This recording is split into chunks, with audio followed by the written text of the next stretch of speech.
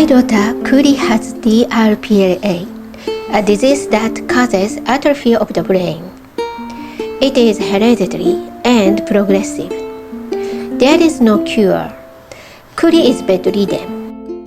My husband Chiaki passed away 5 years ago from this disease. I wrote OHANA Family in hopes of finding a cure. I pray that I can save my daughter. Chapter 1. Chiaki and my father, 2. A week after my mom and dad left, Chiaki had a CT scan. I wanted him to have an MRI, but the test was expensive and the insurance company would not pay for it unless there was a major reason. We had no choice. I thought that if the CT scan showed any signs of illness, I might be able to use it as an excuse to tell him to stop getting excited because it was bad for him. If they could get him some medicine, he might stop getting upset. I would have to go along with all of this as Chiaki could not speak English.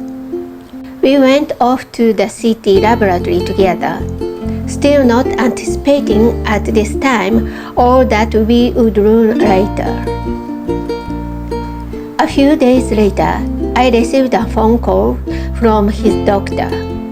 The result of the CT scan are in, but there are still some things that are unclear. Please get an MRI immediately, he said. Doctor, an MRI is expensive, isn't it? If he needs it right away, does that mean he has something serious? I asked.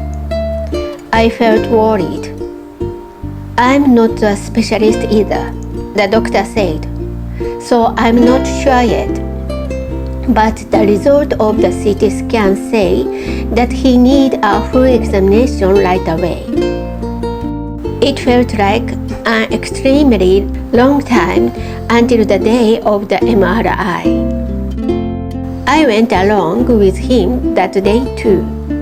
I thought I was going to die when they stuck my head in the narrow space.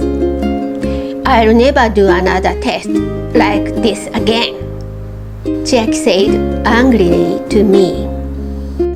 The result came in soon after.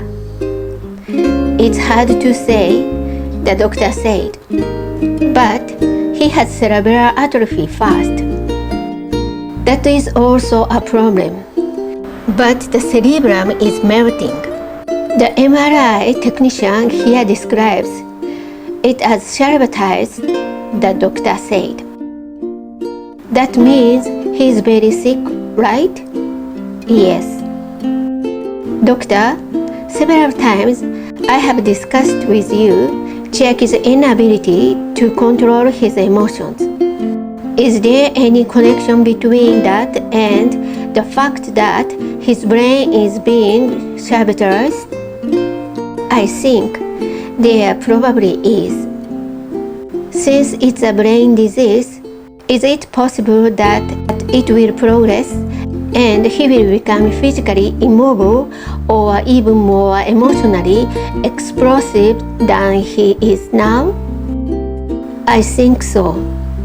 And Chiaki does not have Alzheimer's disease, but his brain is similar to it, so he might have the same symptoms. But it is not immediate, and we should have him examined by a neurologist first.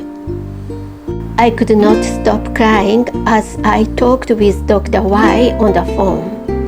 I had to get my feelings in order, or I would have been flooded with all sorts of emotions. I thanked the doctor and told Chiaki about it. He said, I see, but he didn't seem to believe me. That day was the deadline for the newspaper. On the deadline, I would always go to the office to check the final draft. I drove to the newspaper office. And when I pulled into the underground parking lot, I cried out. I could see Chiaki's angry face, as it had been for the past few years. I kept seeing his angry face over and over again, and I kept crying. I wondered what would happen to Chiaki in the future. Would he become like an Alzheimer's patient, become bedridden, and forget about me? That sadness and yet another emotion made me cry. Now, I won't have to leave Chiaki. Chiaki is sick, so I have to be patient.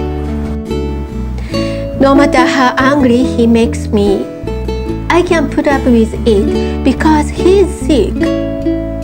I will not have to divorce Chiaki. This emotion was making me cry a lot. Even though it was hard and sad, I still wanted to be with Chiaki.